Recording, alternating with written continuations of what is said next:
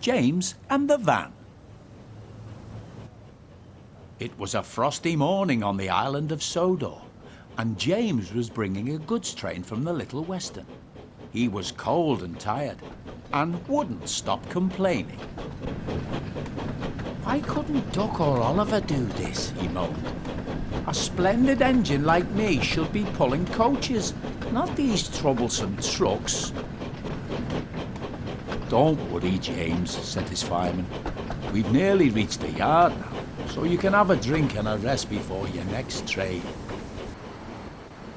Good, James replied. A nice long rest will make me feel much better.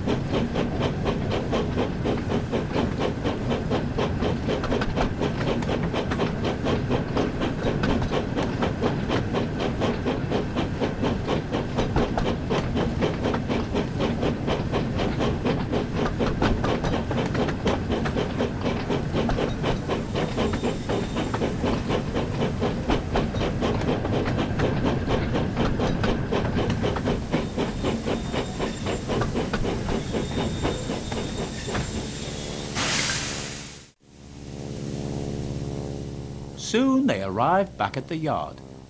James was still feeling rather upset, and as he stood in the yard, the icy wind swirled around his smokebox. "Bother this cold weather," he shivered. "Right," said his fireman. "I'll jump down and uncouple the trucks. Then we can go and fetch the coaches." He walked over to the coupling and tried to uncouple it, but try as he might, it would not budge. "What's going on back there?" asked James. "I'm going to be late for my passengers." "There seems to be a problem with the coupling," said his fireman at last. "It looks like we're going to have to take the van with us." "What?" exclaimed James. "Pull my train and this horrible van too? No, I won't. What would the other engines think if they found out?" "Great," grumbled the van. "Now I'm stuck behind you for the rest of the day." "Now come on," soothed his fireman. "We must remember the passengers. We can't leave them standing out in the cold." "Fine," groaned James. "The sooner we take these passengers, the sooner I can get to the works and get my coupling fixed."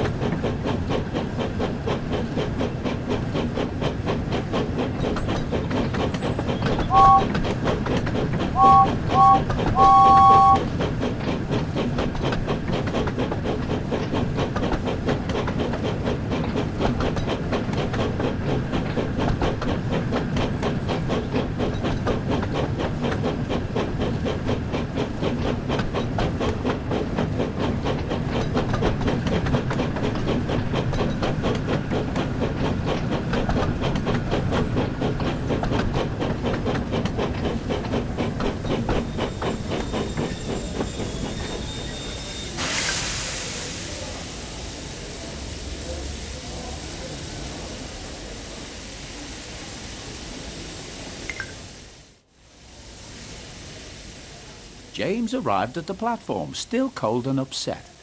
As he watched the passengers begin to board the train, he was surprised to see that the passengers didn't take much notice of the ban. That's good, he thought to himself.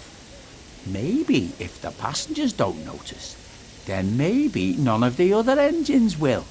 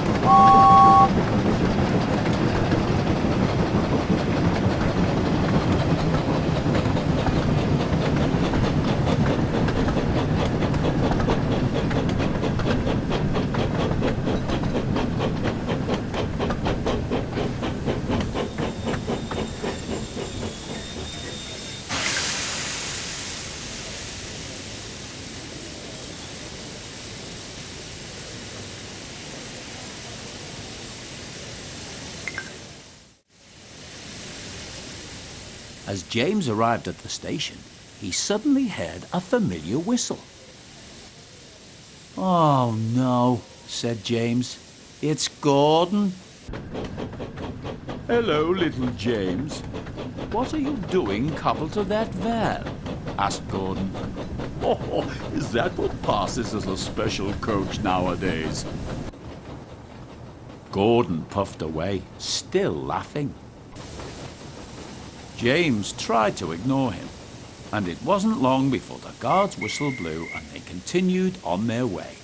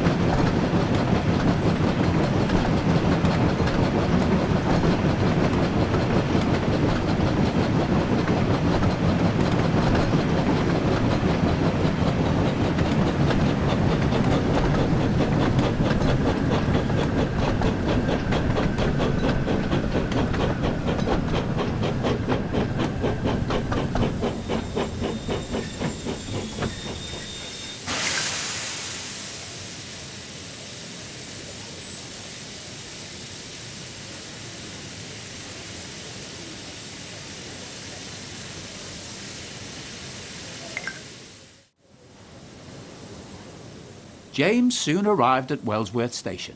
As the passengers began to board, he suddenly noticed the station master talking to someone with a large wooden box. "I'm sorry, but you can't bring this on the train," said the station master. "There isn't enough space. You'll need to wait for the mail train later tonight." "But I'm performing in an important concert," explained the passenger, "and I must get myself and my piano there on time." James listened carefully, and suddenly an idea came to him. "Excuse me," he called, "but you could try putting your piano into my van. I'm sure it would fit, and it would mean you could get to your concert on time." The passenger was delighted. "That's a wonderful idea, James," said the passenger. "What a clever engine you are." James felt rather pleased with himself.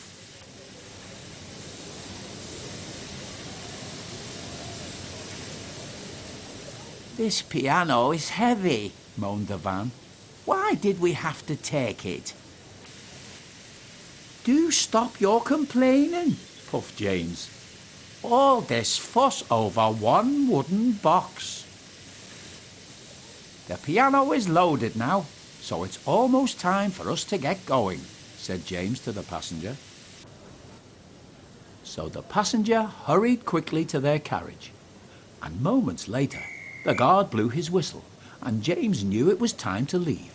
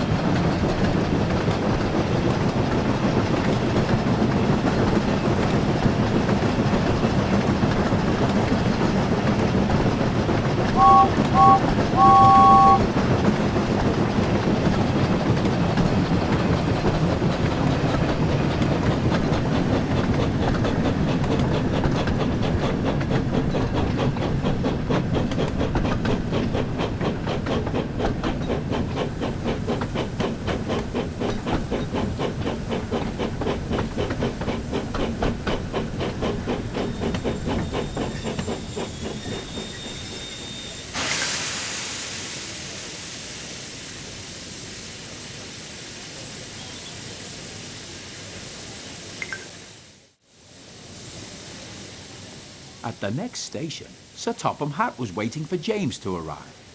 He was surprised to see a goods van in front of his coaches. He was just about to ask him about it when the owner of the piano came over to see him. "This clever engine and his crew came to my rescue," he explained. "They helped me to transport my piano in time for my band's concert tonight. And James offered to help. You must be very proud of him." Indeed I am, smiled Sir Topham Hatt. James, your quick thinking has helped a passenger in need, and you've once again proven yourself to be a really useful engine. Thank you, sir, puffed James proudly. Hey, what about me? Cried the van. I had to carry the piano. Sir Topham Hatt turned his attention to the van. I hear you helped one of my passengers today, he said. So I must thank you as well. You are a very useful van indeed, and you've even given me an idea. Perhaps we should consider adding vans to all our passenger trains in future. I think that's a good idea, sir, said James. Getting stuck to a goods van wasn't such a bad thing after all. The van was pleased, but a little embarrassed. He wasn't used to getting praise like this, and was looking forward to his next passenger train.